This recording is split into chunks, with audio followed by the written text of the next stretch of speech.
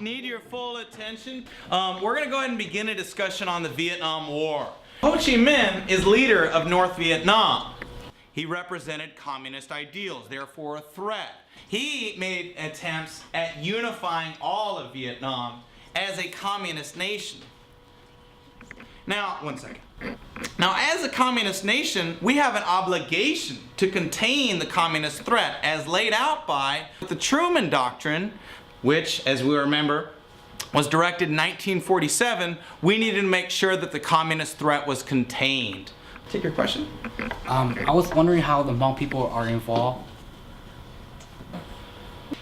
Let me see if I see them in here.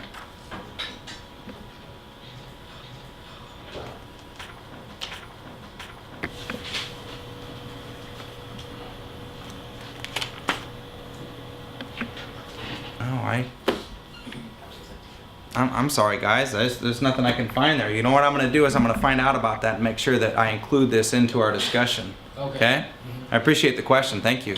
Do you know who the Hmong people are? Yes, I do. They are a group of people from Southeast Asia, mainly in Laos and Thailand. I kind of know who the Hmong people are. I mean, some of my friends are Hmong, but I think they came from somewhere in south of China or somewhere, but not really. I don't know their history that well. Yes, there are people in Asia, in Southeast Asia. The Hmong people, they're people from South Asia, like near Vietnam and Thailand. Do you know why the Hmong people are in the United States? Because after the Vietnam War, they were kicked out of where they were staying, mainly in Laos. No, I do not. I don't exactly know why. Yes, I do.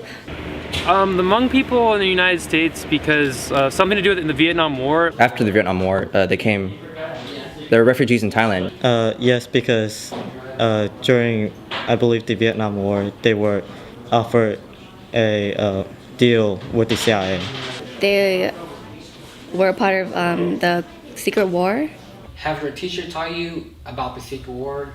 Not really. All I know about it is just the Vietnam War. They don't mention like the Hmong people in the book or anything. No, I don't know anything about it. Oh, no. No. No, never. No. No, they haven't. My history teacher did talk somewhat about it, but he was really vague. Have you taught lessons about it? I have taught lessons about it. I have not been able to go into as depth as I would like to.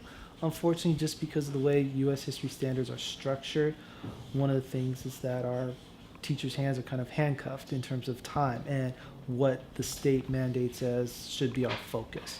I have tried to integrate lessons about the Secret War into my curriculum because I know that here at Kennedy we have like a large Hmong Mien population. Mr. Wallen, so are they involved? Yeah, actually they are involved, and it's pretty disappointing that the information's not in your book. I did some research online, found a variety of sources confirming that they had a very integral role in the fighting of Vietnam. They helped the U.S. In a number of different ways, and we're going to be speaking about that today. I would hope that in our discussions we're able to kind of shed some light on the role of the Hmong people. So I want to thank you for the question.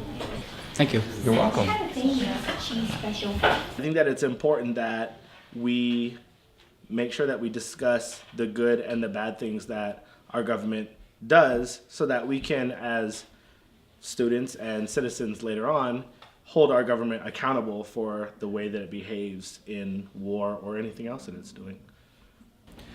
I think it is a topic that is not covered enough in high schools. With the Secret War in particular, it is one of those situations where, especially for students on this campus in the Hmong community, we could actually do a great service by educating both the Hmong and also students in general by talking about the Secret War, what role it played in the war, and overall the lasting effects of the Secret War.